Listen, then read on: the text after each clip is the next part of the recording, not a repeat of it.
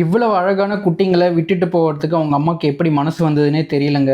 நம்ம வீட்டில் நிறைய பெட்ஸ் இருக்கிறதால அதுலேருந்து செதற தீனிங்களை சாப்பிட காக்கா, குருவி, புறா, அணில் எல்லாமே வருவாங்க.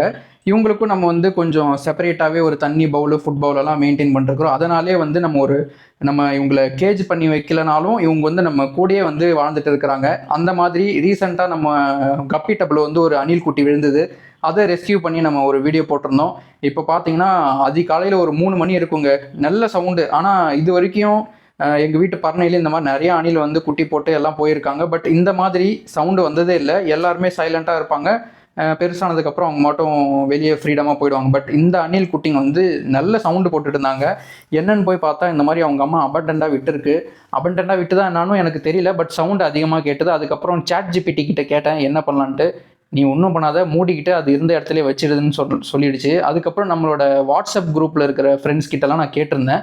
அவங்க நிறைய பேர் சஜஸ்ட் பண்ணியிருந்தாங்க, இந்த மாதிரி அது பசியில் இருந்திருக்கும், நீங்கள் இந்த மாதிரி பசும்பாலை காய்ச்சி அதுக்கு இங்க் ஃபில்லரில் இல்லை இந்த மாதிரி ஃபில்லரில் அதுக்கு ஃபீட் பண்ணுங்கன்னு சொன்னாங்க. பாருங்களேன், சூப்பராக சாப்பிடுது. நானும் அந்த மாதிரி ட்ரை பண்ணி பார்த்தேன். நல்ல பால் குடிச்சு அதுக்கப்புறம் அவங்க கத்தலை. மறுபடியும் ஒரு 2 ஹவர்ஸ்க்கு அப்புறம் கத்த ஆரம்பிக்கிறாங்க. ஸோ அவங்க பசியில் கத்துறாங்கன்றது நல்லா எனக்கு தெரிஞ்சுது. உங்களுக்கு இந்த மாதிரி அணில் குட்டி எதனா கிடைச்சதா, அதை எப்படி ரைஸ் பண்ணீங்கன்னு கமெண்ட்ல தெரிவிச்சிடுங்க. நான் இந்த அணில் குட்டியை மறுபடியும் எடுத்த இடத்துல வச்சுட்டேன்.